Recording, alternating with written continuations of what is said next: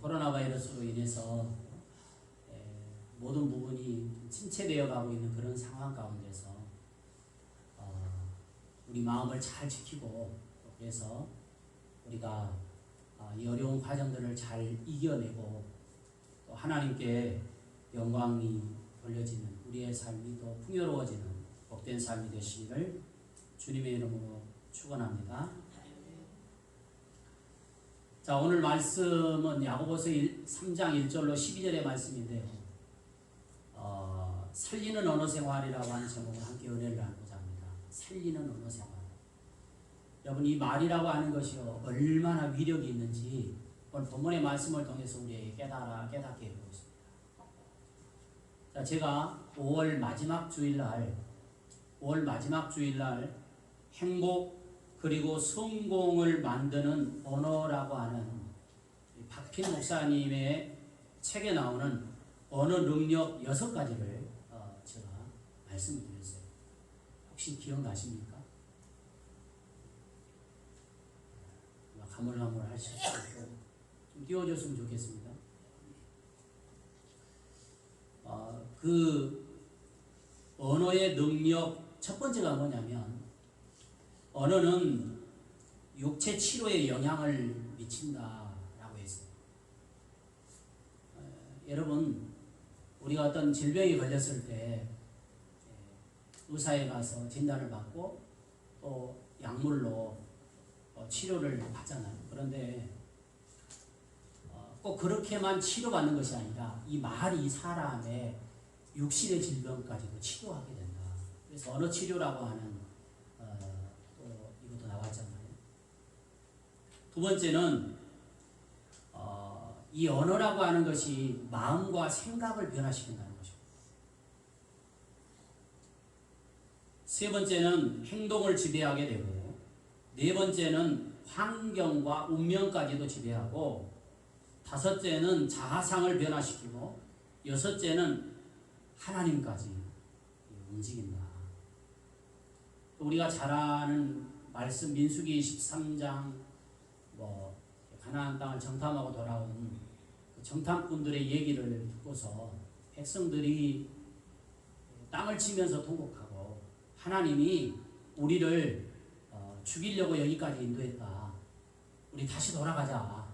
다시 애굽으로 돌아가자라고 얘기하면서 했을 때 하나님이 하셨던 말씀 중에 뭐냐면 너희들이 했던 말 그대로 내가 해주겠다. 이렇게 말씀을 하죠. 그러니까 우리가 어떤 말을 하느냐에 따라서 하나님도 움직이신다는 것입니다.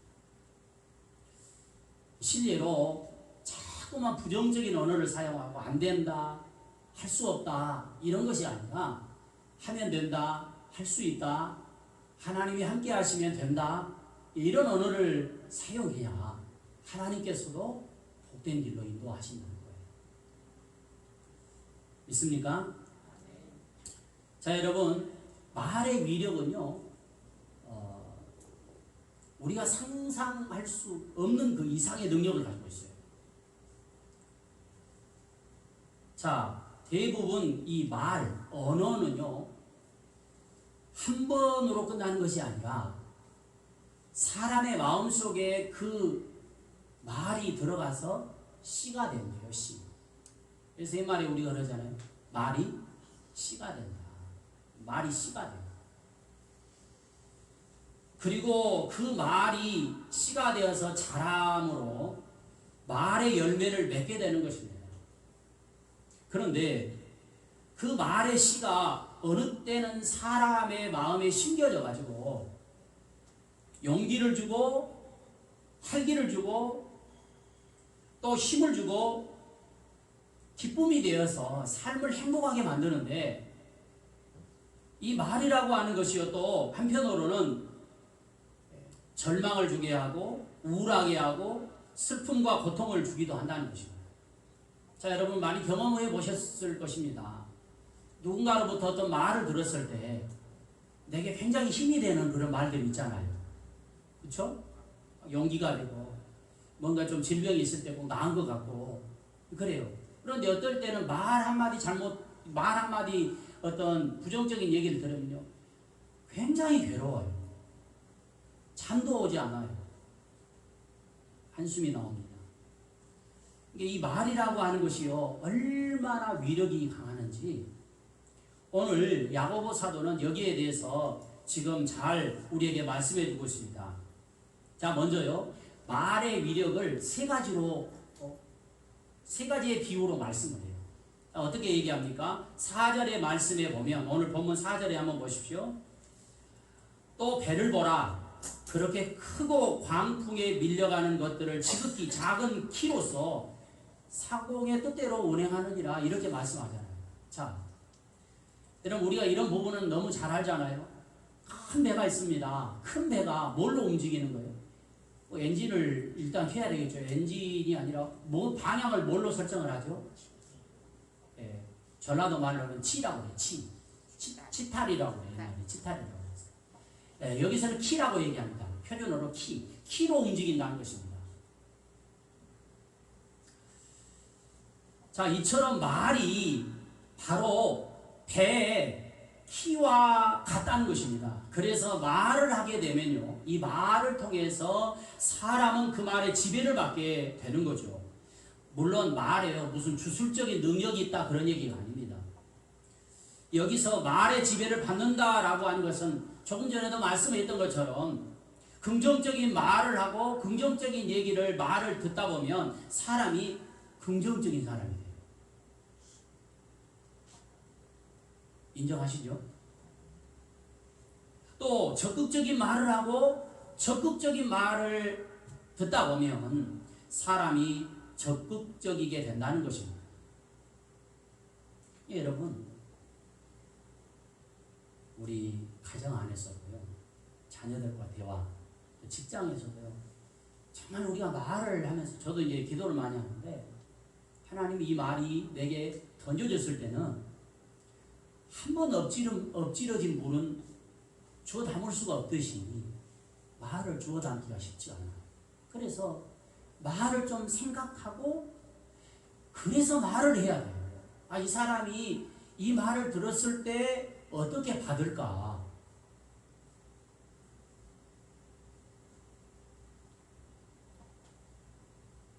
여러분, 우리 하나님께서요, 이스라엘 백성들을 출애굽시켜서 40년 동안 이제 광야에 머물게 하시잖아요. 그리고 이제 모세가 죽고, 그 다음에 지도자가 누구죠? 여호수아가 지도자가 돼요. 자, 여러분 한번 생각해 보세요. 제가 한번 어떤 상황들을 상상해 보면서, 여호수아가 얼마나 마음에 걱정도 되고 두려움이 있었을까. 하나님 그걸 아시는 거예요. 지금까지 모세가 이스라엘 백성들을 잘 이끌고 이제 왔어요. 이제 요단강을 건너서 가나안 땅에 들어가면 되는 거예요. 그런데 그 가나안 땅을 점령하지 못하고 가나안 땅을 바라보면서 모세가 죽어요. 그 다음에 여호수아가 됐는데, 이 많은 백성들을 어떻게 내가 이끌고 가나안 땅에 들어갈 수 있을까? 아마 제 심정으로 한다면 잠을 제대로 못 잤을 거예요. 막 걱정이 아주 막 몰아쳐왔어요. 그때 이런 마음을 하신 하나님께서 이렇게 말씀을 하십니다. 자, 여호수아서 우리 1장 5절로 6절의 말씀을 한번 그때 상황을 우리가 상상하면서 한번 말씀을 한번 읽어볼게요. 여호수아서 우리 1장 5절 6절 시작. 내 평생에 너를 능히 대적할 자가 없으니 내가 모세와 함께 있었던 것 같이 너와 함께 있을 것입니다. 내가 너를 떠나지 아니하며 버리지 아니하리니 강하고 담대하라. 너는 내가 그들의 조상에게 맹세하여 그들에게 주리라 한 땅을 이 백성에게 차지하게 하리라. 할렐루야. 자, 이 말씀을 한번 보세요. 정말 여호수아에게는 엄청난 부담감입니다. 이 백성들을 어떻게 이끌고 가지? 어떻게 저 가나안 땅을 점령하지? 라는 그런 마음이 마음속에 아주 너무 가득해서 밥맛도 없고 잠도 오지 않는데 하나님이 여호수아에게 오시더니 그렇게 말씀하십니다. 여호수아야, 네 평생에 너를 능히 대적할 자가 없을 것이다. 내가 먼저인 지도자 모세와 함께 있었던 것 같이 내가 너와 함께 하겠다. 걱정하지 말아라. 염려하지 마라. 낙심하지 말아라. 지금 그 얘기잖아요. 그리고 내가 너를 떠나지 아니하며 너를 버리지 아니하겠다. 강해져라. 담대해라. 내가 그들의 조상에 맹세하여 그들에게 주리라 한 땅을 이 백성에게 차지하게 할 것입니다. 여러분, 이 말을 들었을 때 여호수아의 마음이 어땠습니까?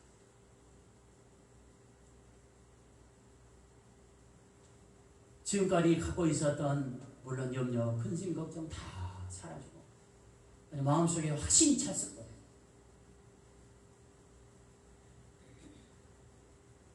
그래서 여호수아가 요단강을 무사히 건너서 가나안 땅을 점령할 수 있었다는 것입니다.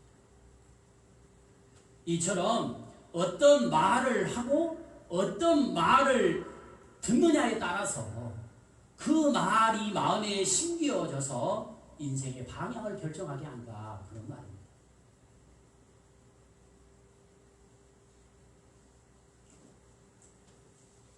하나 더 여기서 말하고 있는데 말의 위력이 어떤 거냐. 5절의 말씀 보십시오. 5절에 작은 불씨가 많은 나무를 태워버린다는 것입니다. 이렇게 비유하고 있어요. 여러분, 뭐 불이 났을 때 작은 불씨 하나가 큰 불을 일으키잖아요. 이처럼 말은 순식간에 우리의 모든 것을 태워버릴 수 있다는 것입니다. 말 한마디 잘못으로 인해서 이제까지 쌓은 권력과 명성, 재물을 하루아침에 잃어버릴 수 있더라, 그 말이에요. 우리는 종종 매스컴을 통해서 보지만 정치인, 권력을 갖고 있는 정치인이라든지 명예를 얻었던 사람들, 또 인기를 누리고 있던 연예인들이 이 말을 잘못해서, 요즘 SNS 많이 이렇게 올라오잖아요. 그거 잘못해가지고 한순간에 모든 것이 무너지는 것을 우리는 보고 있습니다. 그래서 3절은요, 타는요, 우리가 타고, 이제 지금 아니지만 타고 다니는 말들의 입에다가 재갈을 물리는 이유가 뭐냐. 사람이 그 말들을 방향을 지금 이렇게 하기 위해서 이 재갈을 물린다는 것입니다. 쉽게 얘기해서 우리 시골에서 소에다가 콧도레를 왜 끼죠? 말 안 들으면 어떻게 해요? 막 잡아당기면서 이리야 저리야 그러잖아요. 그러니까 말들에게 재갈을 물리는 것은 바로 오늘 말씀처럼 뭡니까? 그 말을 순종하기 위해서다 하는 것입니다.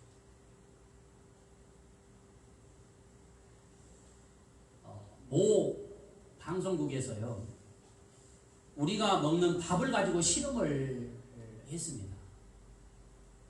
두 그릇에다 똑같이 밥을 이렇게 담아서 먹고서 한 그릇의 밥에다가는 고맙습니다 라고 이렇게 딱지를 붙였대요. 고맙습니다. 그리고요, 매일같이 그 밥에게는 고운 말을 해줬대요. 좋은 말을 해줬대요. 그리고 또 다른 밥그릇에다 담아서 그 밥에다는 짜증나라고 이렇게 썼대요. 짜증나. 그리고 매일 부정적이고 나쁜 말을 해줬다는 것입니다. 그런데요, 실제적인 일입니다. 한 달이 지난 후에 뚜껑을 열어보았더니 놀라운 일이 벌어졌어요. 처음에 고맙습니다 라고 붙여진 이 밥에요, 매일같이 좋은 얘기 해줬다 했잖아요. 그 밥을 열어봤더니 하얀 곰팡이가 생겨서 아주 구수한 냄새가 나더라고요. 그런데 다시 그 다른 밥그릇 있잖아요. 짜증나라고 하는 썼던 이 밥그릇의 그릇을 보았더니 거무스름한 곰팡이와 심한 역겨운 냄새가 풍기더라고요. 사랑하는 여러분, 밥이 이렇다면 답이 이렇다면 사람은 얼마나 더 그러겠어요. 이처럼 말은요, 말들의 재갈처럼 배 키처럼 산불의 물처럼 통제력이 있고 영향력이 있고 파괴력이 있다는 것입니다. 그러면 우리는 예수 그리스도를 구주로 믿는 신앙인으로서 이 말을 어떻게 다스리고 또 잘 활용하여 신앙인답게 살리는 언어 생활을 할 수 있을까? 오늘 본문에서는요, 몇 가지 답을 주고 있습니다. 자, 여러분, 우리가요, 하나님의 말씀을 듣는 이유는 그 말씀을 잘 깨달아서 그 말씀대로 말씀을 우리 삶에 실행하고자 하는 것입니다. 실행이 없는 말씀은요, 생명이 없습니다. 자, 먼저요, 우리가 예수 그리스도를 구주로 믿는 신앙인으로서 신앙인답게 살리는 언어 생활을 하려면 타락한 언어 생활을 버리고 성령의 말하게 하심을 따라서 말해야 된다는 것입니다. 자, 이것이 말같이 쉬운 얘기는 아니에요. 오늘 6절부터 나오는 말씀은요, 혀의 부정적인 면 세 가지를 말씀하고 있어요. 자, 첫 번째 6절을 한번 보세요. 잘 확인해 보시기 바랍니다. 혀는 곧 불이요 불의의 세계라 이렇게 말씀하고 있어요. 자, 불이요 불의의 세계라고 말씀하잖아요. 자, 이것은 뭡니까? 무슨 말입니까? 혀에서 나오는 말은 그만큼 파괴력을 가지고 있는데 본질적으로 악을 지향한다 하는 것입니다. 본질적으로 악을 지향한다. 자, 그래서 혀는 진리 세계가 아니라 불의의 세계라고 말씀하면서 이게 뭡니까? 이 말이 언어가 온몸을 더럽히고 삶의 수레바퀴를 불사른다라고까지 얘기해요. 두 번째 7절의 혀는요, 길들이기가 쉽지 않다는 것입니다. 자, 9절에서 혀는 능히 길들일 수 있는 사람이 없다고 단정적으로 말씀하고 있잖아요. 통제가 안 된다는 거예요. 자, 7절에 여러 종류의 짐승과 새와 기는 것과 바다의 생물은 다 사람에게 길들여지고 있고 또 길들여져 왔습니다. 그런데 이 혀를 길들일 수 있는 사람은 아무도 없더라고 말입니다.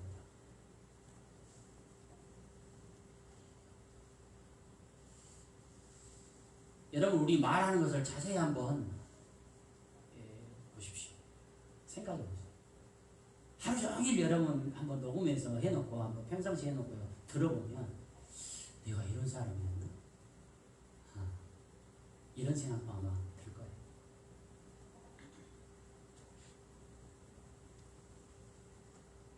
세 번째 혀는요, 8절에 쉬지 않는 악이요 죽이는 독이 가득하다고 말씀합니다.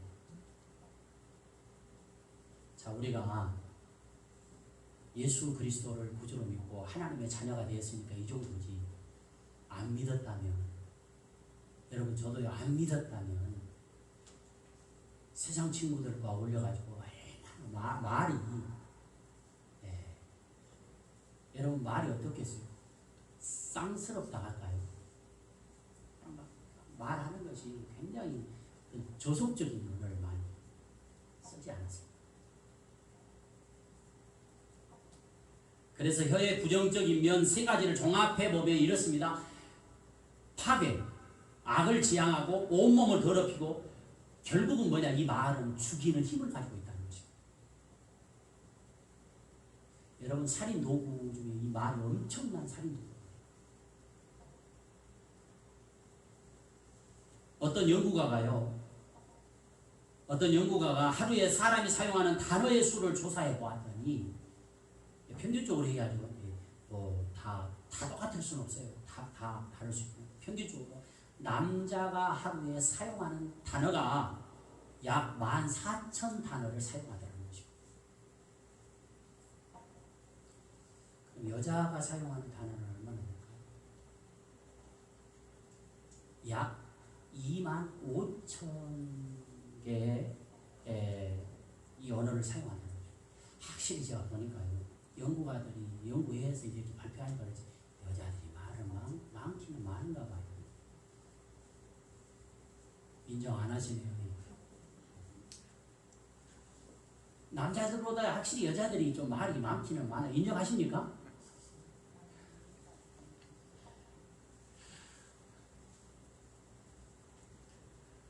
그런데 중요한 것은 뭐냐면 이 말 중에서 선한 말, 살리는 말, 용기를 주는 말이 얼마나 될까? 사람은 하루 평균에 부정적인 말은 한 30개 정도 사용하고요. 긍정적인 말은 한 3개 정도밖에 사용을 안 한대요. 오늘 말씀드리면 나는 그렇지 않는데 그렇지 않는 것이 얼마나 다행입니까? 실제 실험을 통해서 15개의 좋은 말과 나쁜 말을 들려주니까 66%가 나쁜 말을 더 많이 기억하더라는 거죠. 우리 아이들 보잖아요.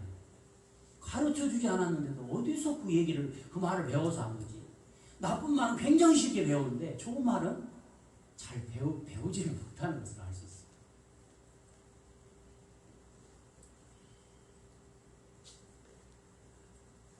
이것은 뭡니까? 인간의 생각은 관리하지 않고 가만히 내버려 두면 누구나가 부정적인 방향으로 흘러갈 수밖에 없더라고요. 그래서 시편 141편 3절의 말씀에 보면 이런 기도를 해요. 저도 이제 그런 기도를 한다고 그랬잖아요. 보십시오. 여호와여 내 입에 파수꾼을 세우시고 내 입술의 문을 지켜주시옵소서. 이렇게 기도해 놓고도 이게 말씀이 계속 떠올라서 말하는데 그렇게 못할 때가 많았어요. 하나님 앞에 아침에 이렇게 성전에 와서 기도할 때 하나님 오늘도 내가 활동하면서 사람을 만나면서 말을 할 텐데 하나님 내 입에다가 파수꾼을 세우셔서 내 문을 잘 지켜주셔서 해야 될 말을 하지 말아야 될 말, 사람을 살리는 말을 하게 해주시옵소서. 이렇게 합니다. 여러분도 그럴 수 있기를 축복합니다. 사랑하는 성도 여러분, 우리는 예수님을 통해서 하나님의 자녀가 되었습니다. 그러므로 파괴하는 악한 말, 온몸을 더럽히고 결국 죽이는 말을, 죽이는 힘을 가지고 있는 말보다는 활기를 주고요, 용기를 주고 절망을 극복할 힘을 주고 슬픔을 이길 기쁨이 되는 말을 사용해서 삶의 행복을 주는 주인공이 되시기를 축복합니다. 우리가 타락하게 하는 언어를 버리고 성령의 말하게 하심을 따라서 이 언어 생활을 하게 되면요, 자신도 행복하고 자신도 유익하고 다른 사람도 행복하고 다른 사람도 유익하게 한다는 것입니다. 그냥 막 생각한 대로 말을 뱉어버리고 있잖아요. 나는 뭐 또 이런 사람들이 있어요. 아이고 목사님 나는 뒤끝이 없는 사람이라 그러면서 막 말을 막 해버려요. 아니 뒤끝이 범인은 없지만 얼마나 마음이 상처가 되겠어요. 두 번째로는 여러분 언어 일치의 생활을 해야 된다는 것입니다. 언어 일치의 생활. 자, 오늘 본문 1절의 말씀에 보면 내 형제들아 너희는 선생된 우리가 더 큰 심판을 받을 줄 알고 선생이 많이 되지 말라 이렇게 말씀해요. 자, 당시에 선생은 선호하는 직분이었습니다. 자, 우리도 학교 다닐 때요 장래 희망을 쓰라할 때가 있어요. 장래 희망이 뭐냐? 커서 뭐가 될래? 그러면 학생들이요 뭐라고 하세요? 1번 대통령, 되지도 못하면서 대통령. 또 뭐라고 해요? 2번 선생님, 3번 뭐 이렇게 쓰잖아요. 여러분은 뭐라고 쓰셨습니까? 아무튼 지금은 참 선생님들이 많이 힘들죠. 진짜 학생들 가르치는데 저는 좀 표현이 그렇지만 선생님들이 그냥 어떤 돈 월급 어떤 그런 선생님으로 변질되지 않았는가. 참 학생들하고 커뮤니케이션이 잘 돼가지고 정말 예전에는 우리 이렇게 학년이 바뀌면 선생님들이 뭐죠? 가정 방문을 다 했었어요. 그럼 선생님들이 우리 집에 가정 방문을 하면 얼마나 기대가 되는지 이 마을 큰 어귀에 나가서 기다려. 선생님이 이제 나올까 저제 나올까. 잠깐 왔다 가는데도 선생님이 오는 것이 그렇게 마음이 막 좋은 거예요. 그래서 막 집에 가서 엄마한테 가가지고 엄마 오늘 우리 집에 선생님 온대. 막 그러면 막 얘기하고 뭐 먹을 거 없어. 선생님 온다 하는데 막 청소도 하고 막 이렇게 하잖아. 했던 기억이 나요. 근데 오늘 말씀에 오니까 너희 선생이 많이 되지 말라 이렇게 말씀해요. 자 여러분, 당시 선생님이 선호하는 직분이었는데 왜 선생이 되지 말라고 했을까? 오늘 본문은 그 이유를 두 가지로 말씀하는데 첫째가 뭐냐면 1절에서 선생 된 우리가 더 큰 심판을 받기 때문이다 고 얘기해요. 더 큰 심판을 받기 때문에 선생이 되지 말라. 또 둘째는 2절에 보니까 우리가 다 실수가 많기 때문이라는 거예요. 실수가 많기 때문이다. 자 여러분, 야고보 사도는 자신도 포함시켜서 우리라고 하는 표현을 쓰잖아요.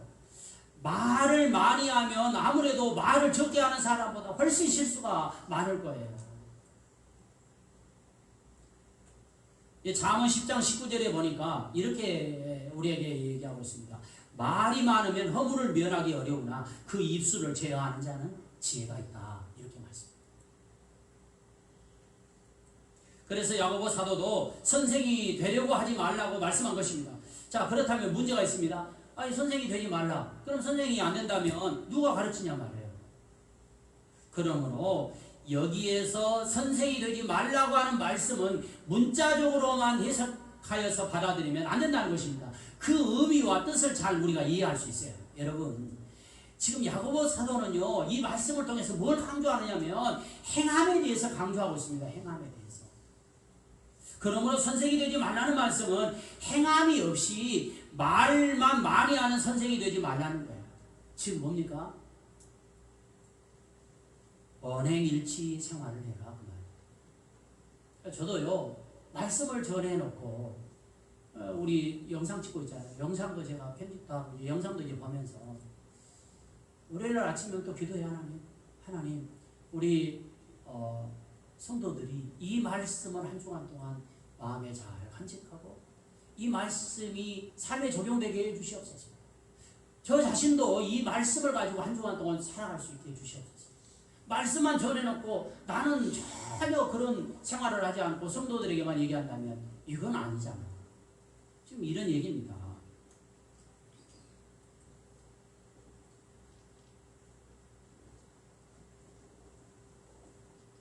선생님은 말씀을 가르쳐야 되는 사명을 가지고 있습니다. 그러나 모든 것을 실천하면서 가르치기가 쉽지 않습니다. 때문에 야고보는 말로만 선행을 하지 말고 행함으로 선행을 실천하라는 교훈을 주시기 위해서 선생이 많이 되지 말라고 지금 말씀하고 있는 거예요. 성도 여러분, 말하기는 어떤 면에서 쉽습니다. 그러나 자신이 그렇게 행한다는 것은 그리 쉽지가 않습니다. 말한 만큼 살 수만 있다면 그 사람은 정말 대단한 사람이에요. 본받을 사람이고 신앙적으로도 어떻습니까? 성숙한 신앙이라고 얘기할 수 있죠. 예수님께서도 당시에 바리새인들, 종교 지도자들인 바리새인들을 향해서 그렇게 말씀을 하셨어요. 저희가 말하는 바는 행하고 지키되 저희가 하는 행위는 본받지 말아라. 말하는 것은 굉장히 유익한 말을 많이 해요. 그런데 행동하는 거 보면 하지 않는단 말이에요. 그래서 말하는 것은 잘 듣고 본받아요. 행동은 본받지 말아라. 이렇게 말씀합니다. 그 이유가 뭐냐? 바로 그들은 말만 하고 행하지 않는다고 나중에 말씀하잖아요. 예수님은 말씀하신 대로 행하여 본을 보여주셨습니다. 내가 너희를 사랑하노라 하시면서 우리를 위해 십자가의 목숨을 내어놓으시기까지 사랑을 실천하셨던 예수님이십니다. 내가 너희에게 한 것처럼 너희도 이렇게 해라 이렇게 말씀을 하셨어요. 언행일치의 삶을 살라는 거예요. 여러분 우리 가정에서도 마찬가지입니다. 자녀들에게 우리 언행일치의 삶을 보여줘야 돼요. 자녀들 뭐라고 해요? 아빠는 하지 않으면서 우리한테만 하라고. 엄마는 하지 않으면서 우리한테만 하라고. 이렇게 말할 수 있거든요. 직장에서도 마찬가지예요. 자기는 하지 않으면서 우리한테만 하라고 한다고. 이렇게 얘기할 수 있거든요. 우리는 그리스도인입니다. 하나님의 자녀예요. 언행일치의 삶을 살아서 하나님께 영광 돌리고 우리에게도 유익하고 다른 사람에게도 유익을 줄 수 있는 삶이 되시길 축복합니다. 세 번째 마지막으로 우리 역시 그러므로 죽이는 언어를 하는 것이 아니라 살리는 언어 생활을 해야 된다는 거예요. 한번 따라할까요? 죽이는 언어 생활이 아니라 살리는 언어 생활을 합시다. 자, 9절의 말씀을 보십시오. 혀의 이중성을 말하고 있는데요. 이 한 입에서 뭐가 나온다고요? 찬송과 저주가 나온다고 말씀합니다. 한 입에서 찬송과 저주가 나옵니다. 이것은 10절에 뭐라고 하냐니까 이건 마땅하지 않다. 마땅하지 않다. 그 이유를 11절에서 12절에 두 가지로 말씀하는데 첫째가 샘이 한 구멍으로 어찌 단물과 쓴물을 내겠느냐 낼 수 없다는 거죠. 두 번째는 뭐냐 무화과 나무가 감람나무 열매를 맺거나 포도나무가 무화과 열매를 맺을 수 없다는 거예요. 이 말씀은 결국 말을 통해서 하나님을 찬양하고 사람을 살리는 언어 생활을 해야 된다는 거예요.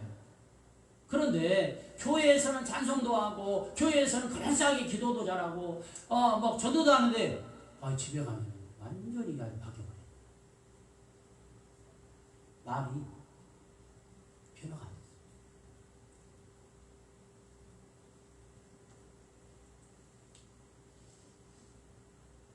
말은요 크게 나누면 죽이는 말과 살리는 말이 있어요. 성도 여러분, 우리는 죽이는 말이 아니라 살리는 말을 해야 할 사명을 가지고 있는 줄로 믿습니다. 부부가 서로 살리는 말을 해야 돼요. 부부에게 아무런 문제가 없다가도요 꼭 사소한 그 말 때문에 속상하는 경우들이 얼마나 많은지 경험해 보셨나요? 저희는 어떨 것 같아요?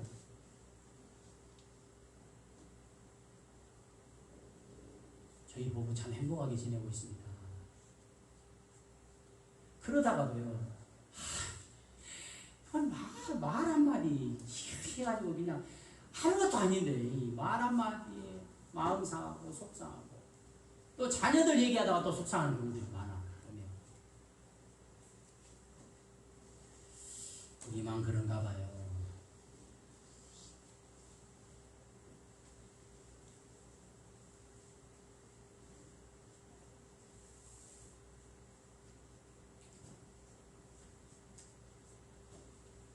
자녀들에게도 살리는 말을 해야지 죽이는 말을 하면 안 돼요. 예를 들어서 너는 누구를 닮았어? 그렇게 머리가 나쁘냐?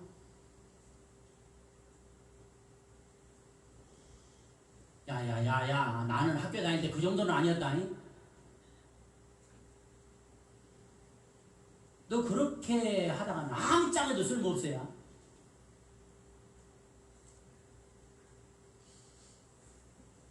그러다가 뭔가 또 잘하면 이런 말을 하면 또 아이고 별일이네 오늘 해가 서쪽에 뜨겁다야. 이런 말은요 살리는 말이 아니라 오히려 죽이는 말이에요. 그러니까 말을 하려고 할 때 조금만 생각해 보면 이 말이 어떻게 받아들일 수 있을까? 잠언 16장 28절에 패역한 자의 말과 말쟁이는 친한 벗을 이간한다 했어요. 이 말을 너무 많이 한 사람들이 이간질 잘해요. 여기 가서 이 말하고 저기 가서 저 말하고.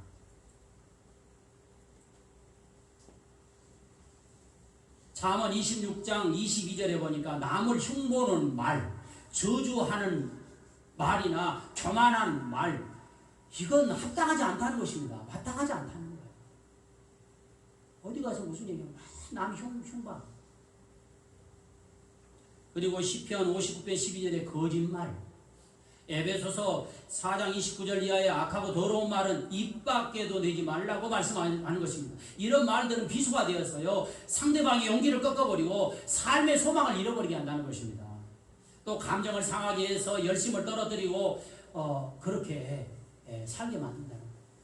여러분 어떻게 하든지 간에 살리는 말을 해야 될 줄로 믿습니다. 고맙습니다. 미안합니다. 감사합니다. 한번 옆에 보고 그렇게 해볼까요? 고맙습니다. 미안합니다. 감사합니다. 여러분 에베소 4장 25절에 거짓이 없는 진실한 말, 에베소서 4장 29절에 선한 말, 칭찬하는 말, 용기를 주는 말, 선행을 격려하는 말, 세워주는 말, 위로의 말, 긍정적인 말, 이런 말들은 이 말의 믿음에 담겨 있고요. 용기를 주어서 꿈을 품게 합니다. 말이 행복하게 만듭니다.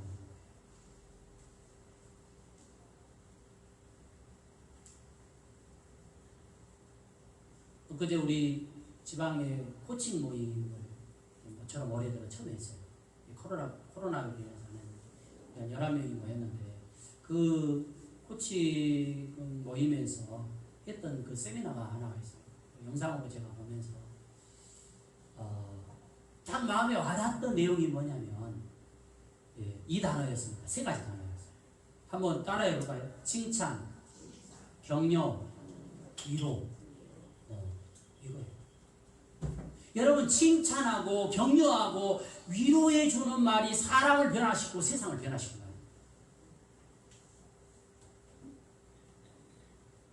여러분 배우지 못하고 평생 업으로 살아갈 수밖에 없었던 베드로를 한번 보세요. 예수님이 나를 따라오너라 했더니 따라갔어요. 그런데 어느 날 갑자기 예수님이 이렇게 물어요. 세상 사람들이 나를 누구라고 하느냐? 라고 이렇게 물어보고 대답을 듣고요. 너희들은 나를 누구라고 생각해? 했더니 베드로가 다른 사람 얘기하는데 뭐라고 하는 거야? 주는 그리스도시요 살아계신 하나님의 아들이십니다. 라고 이렇게 고백하니까 예수님이 얼마나 마음에 감동이 되었던지요. 그 말이 너무 그냥 마음에 드는 거예요. 예수님이 이렇게 베드로에게 바요나 시모나 네가 복이 있도다. 네가 내게 이르노니 너는 베드로나 네가 이 반석 위에 내 교회를 세우리니 음부의 권세가 이기지 못할 것이니라 라고 칭찬을 해줬어요. 그랬더니 이 말 듣고 베드로가 나중에는 뭐 가서 이제 시험 들 때도 있었지만 생명 걸고 예수님 따라서 사명을 나가고 결국 십자가에 거꾸로 돌아가 죽잖아요. 여러분 이 말 한마디가요 인생의 방향을 바꿔버려요. 만약 예수님이 바요나 시모나 너 어디서 그 말 들었냐? 누구한테 들었어? 누구한테도 들었구만. 이러면서요 자꾸 이렇게 어떤 부정적으로 이끌어가면요 내가 나중에 말해도 꼭 그렇게 예수님은 생각할 거야. 그리고 아마 말도 안 했으면. 그런데요 베드로야 너 정말 복되다.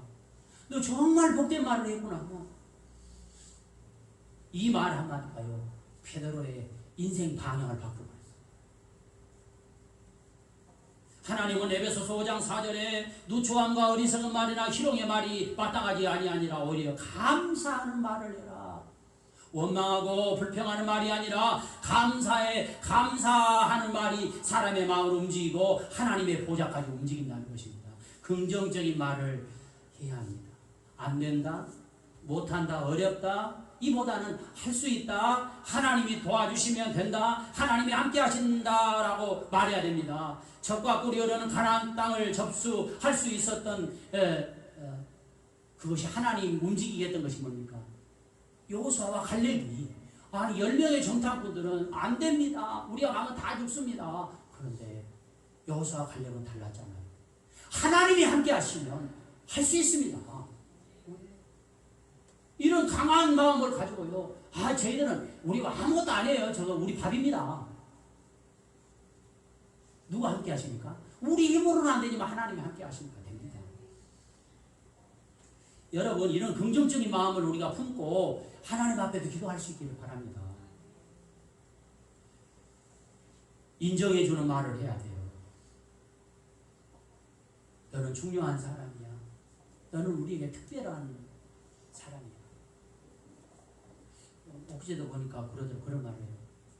자녀한테 그렇게 네가 내 아들이 되어준 건 너무나도 고마워. 네가 내 딸이 되어준 거 얼마나 감사한지 몰라. 아, 이거 아무 말로 하는 것 같은데요. 자녀들한테 막 감동. 어쩌다가 너는 내 아들이 됐냐? 어쩌다가 너는 내 딸이 됐어? 아이고 내 딸 안 됐으면 좋았을 텐데 그랬다. 이건 도움이 안 돼. 이제 그 자녀들은 또 그런 얘기 하잖아요. 왜 나 낳았어요? 이렇게 나와. 너는 특별한 사람이고 하나님의 자녀야. 앞으로 하나님이 너를 통해서 큰 일을 할 거야. 꿈과 소망을 심어줘야 돼요. 사람들은요, 여러분 삭개오를 무시하고 병자들을 무시하였지만 예수님은 그들을 인정해주고 뭐예요? 친구가 되어줬어요. 가정에서도요. 어제도 저 그 말 들었네. 당신을 만나서 행복해요. 누가 얘기해요? 잘 모르셔요? 우리 집에 2사람밖에 없는데. 집사람이 애 옆에 와서 당신을 만나서 행복해요. 감사해요. 그럼 뭐라고 했어요? 내가 뭐 부정적인 얘기 하겠어요? 나도 마찬가지.